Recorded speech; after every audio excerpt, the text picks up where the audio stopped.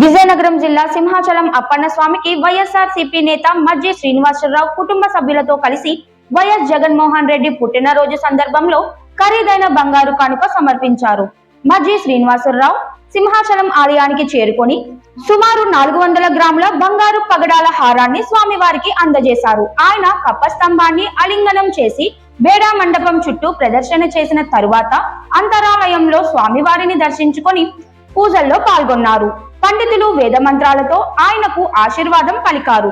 చివరిగా మజ్జి శ్రీనివాసరావు హారాన్ని deputy EO Singam Radha, పర్యవేక్షకుడు వెంకటేశ్వరరావుకు అందజేశారు.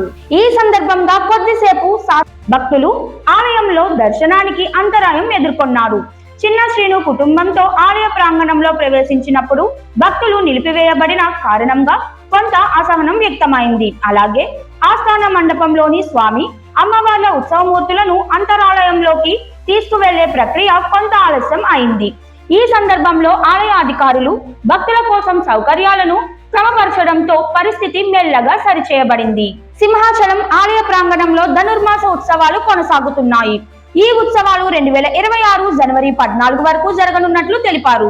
ఉత్సవాల సందర్భంగా ఆలయంలో భక్తులకు, పర్యాటకులకు సౌకర్యాలను మెరుగుపరిచేందుకు ప్రత్యేక ఏర్పాట్లు చేయబడ్డాయి. ఈ నేపథ్యంలో విశాఖపట్నం నుండి సింహాచలం వరకు కొత్త డబుల్ డెక్కర్ బస్సు సర్వీసులు ప్రవేశపెట్టబడ్డాయి. ఈ ఎలక్ట్రిక్ బస్సులు భక్తులు, పర్యాటకులు సులభంగా ఆలయానికి చేరుకునే విధంగా అందుబాటులో ఉన్నాయి.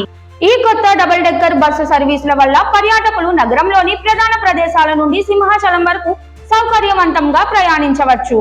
ఎలక్ట్రిక్ బస్సుల ప్రవేశంతో పర్యావరణ పరిరక్షణకు కూడా సహకారం లభిస్తుంది. అందువల్ల పర్యాటక రంగం ప్రోత్సహించబడుతూనే భక్తులు సులభంగా ఆలయ దర్శనానికి చేరుతారు.